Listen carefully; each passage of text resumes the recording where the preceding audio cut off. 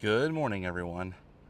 I've got the new setup microphone on my phone today, and there's just the right amount of wind today that would normally be annoying.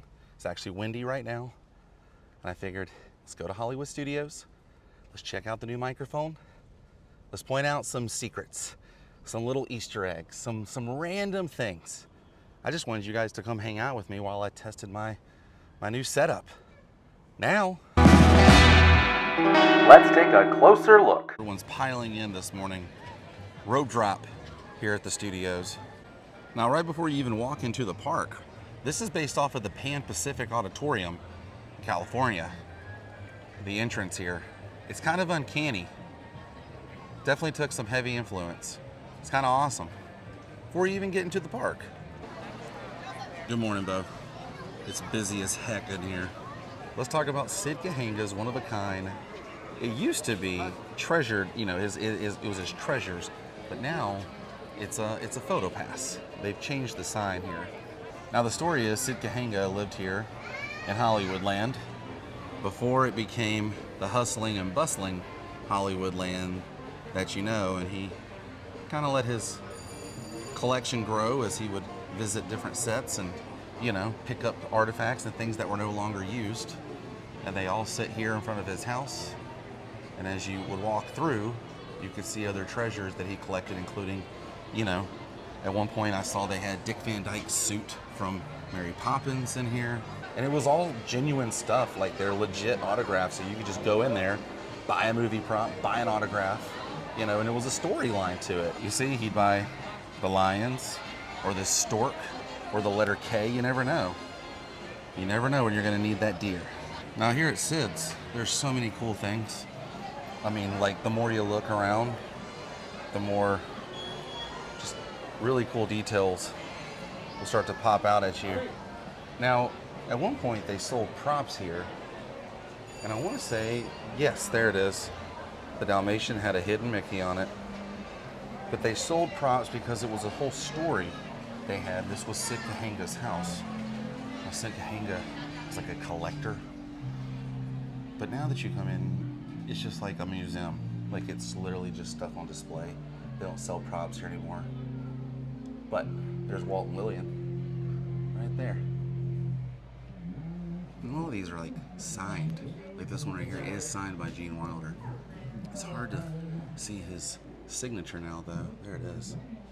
Gene almost looks like it was signed in a little marker, if you will.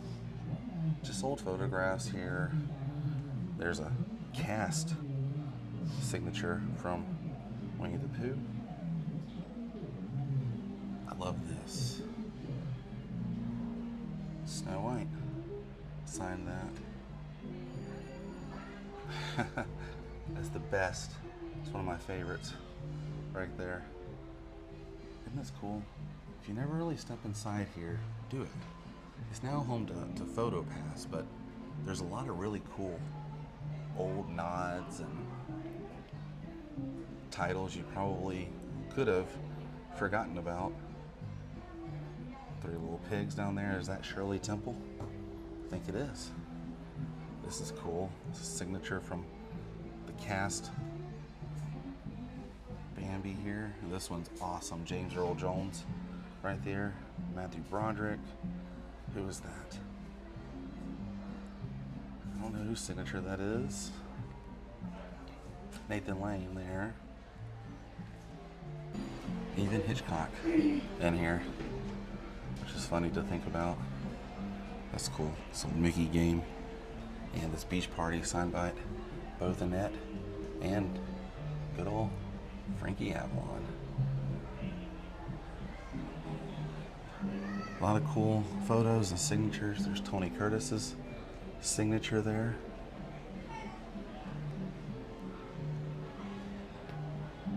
This is also where they do the pin trading now. They brought the cork boards back. But this is now what Sid Cahuenga's is.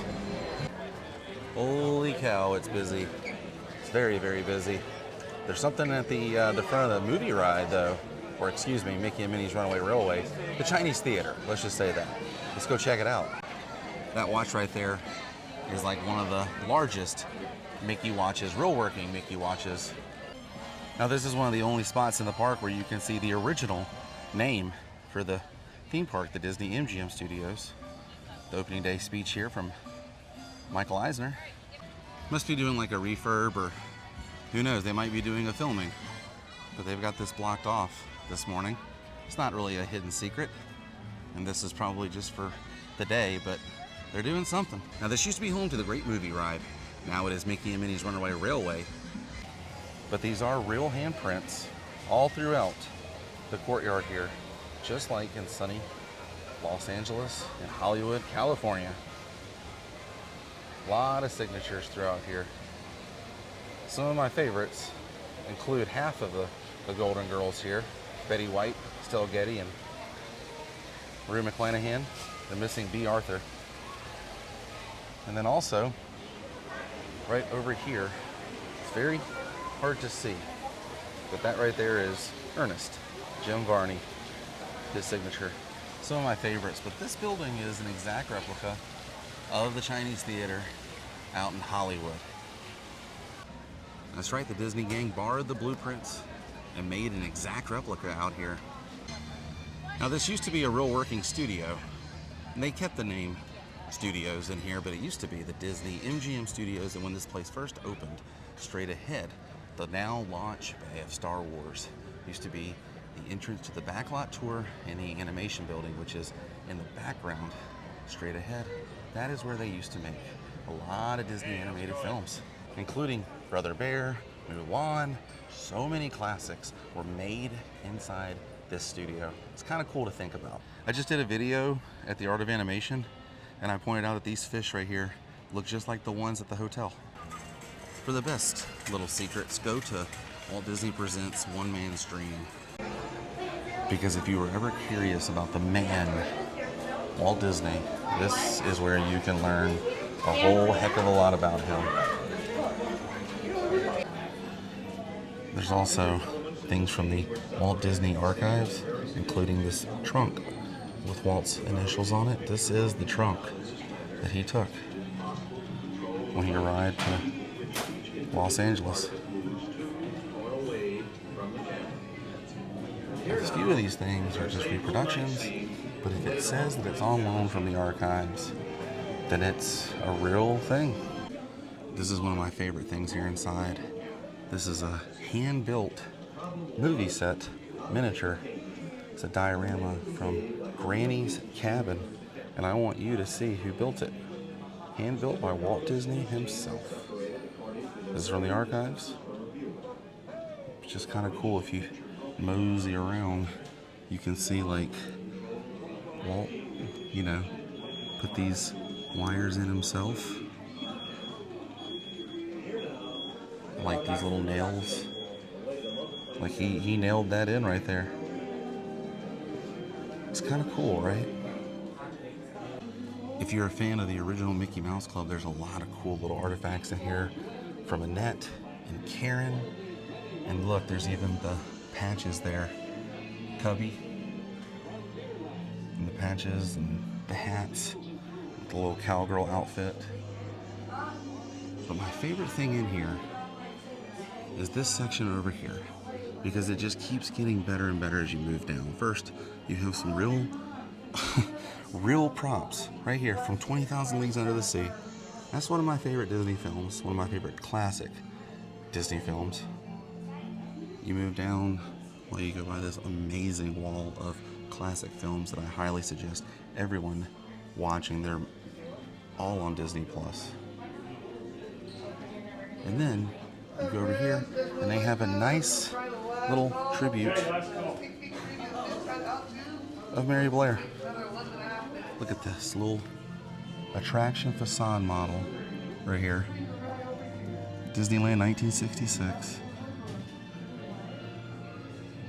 These are all made by Mary Blair. This little section, though, is really tied in with this little tribute to Walt's love and admiration for President Lincoln. Walt loved him, and Walt made his own Lincoln, and this is the Lincoln from 1964. Look at this. That is the Lincoln from the World's Fair, 1964. On loan from the Imagineering collection. Hang on, I'm gonna show you guys some details. And his hair. I mean, that's such incredible detail for 1964. And you can see how everything is, whatever the audience is supposed to see will look like a human. You know, everything that's going to be covered in clothes, they don't really have to cover in the latex. So they can go in and work on things when needed. And all animatronics are on a big box like this, and all the wiring goes into the stage. So they're always on this little platform. And this is the original control console right here, the animation console. They would just set and record the motions along with the show, and then when they would play it back, Abraham Lincoln or whatever animatronic, they would animate. You can still see the Royo Disney Production Center here, as well as the animation building right before you go into Toy Story Land.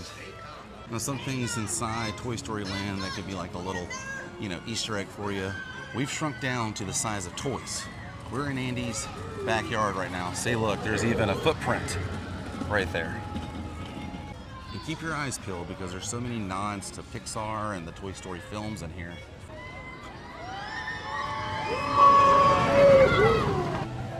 What a genius bench. Popsicle sticks. And I did a huge video on secrets of Galaxy's Edge. I'll walk through and point out just a few things, but I recommend you checking out the video I did. Worked hard on that one. Now, I keep mentioning that this place used to be the Disney-MGM studios. Well, they used to film a lot of things here. That's right. Yep, Golden Girls. What else was filmed here? Ernest Saves Christmas. Burns' house was here. Empty Nest. A lot of films. And in a galaxy far, far away, this area was known as Residential Street. And this is where those houses once stood. Believe it or not. In fact, you'd be on a tram right here, just driving through, and they'd be like, if you look on your left, you might recognize this house from our favorite girls in Miami, the Golden Girls. And you'd look to your left, and you're like, holy crap, that's the Golden Girls house. And they'd be like, if you look to your right, that's the house that belonged to Vern in Ernest Saves Christmas. And well, straight ahead, that was where the Golden Girls house was. And this, the cantina here, was where Vern's house sat from Ernest Saves Christmas. And about right here, that is where the Golden Girls house sat. Now, if you're a fan of the Millennium Falcon, well, you're in luck. There's a miniature one right up here.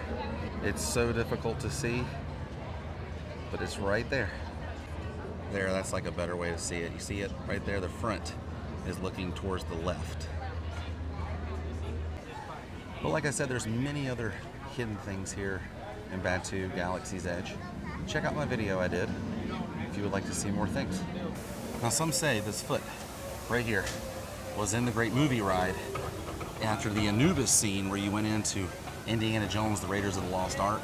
They had these guys holding up the ceiling, these statues, and they say that this foot belonged to them, one of the foots in Great Movie Ride. I'm not sure if that's the truth, but I figured I'd throw it in here, right? And this building right here is the last remaining building from the Streets of America, they called it. This one made me chuckle when I saw it. The sign up here says the city's top rated pizza. Well, at night, the neon doesn't light up on all the words, like all the letters, and it says it's rat pizza.